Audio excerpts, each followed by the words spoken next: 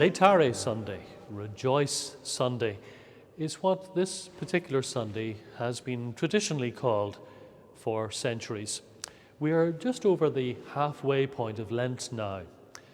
16 centuries ago, Patrick lit the fire on the hill of Tara, as you can see behind me in our beautiful mosaic. And soon on Holy Saturday night, parishes throughout the world will do exactly the same. Today's readings are a bit like one of those stories. I've got good news for you and some bad news. Now, which do you want first? Usually we say bad news because we like to end on a positive note. If you listen carefully to the first reading at our Mass from the second book of Chronicles, Old Testament, you might think the author had just seen the latest news on the television. It seems so contemporary, doesn't it? Infidelity, shameful practices, despised the messengers of God, laughed at his prophets, their enemies burned down the temple of God. These are just some of the phrases that we hear. The behavior of God's people, which led to the Babylonian captivity, was not good.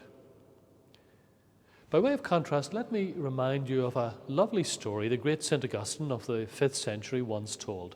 Imagine if all the Bibles in the world were lost except one, and if that one Bible was tossed onto a fire and it was all burnt up except for one page, and if a child with a crayon got that one page and covered it with color until only one line could be read, but if that one line were 1 John 4:8, God is love, then Augustine says you would still have the whole Bible.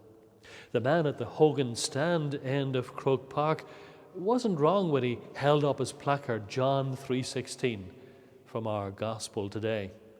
For God so loved the world that he sent his only Son. And that's the essence of our readings on this fourth Sunday of Lent. In the midst of the pain and the suffering and the sin of our world, despite the Babylonian captivities of every age, God still loves us. And that's why the Church calls this Sunday Rejoice Sunday. For without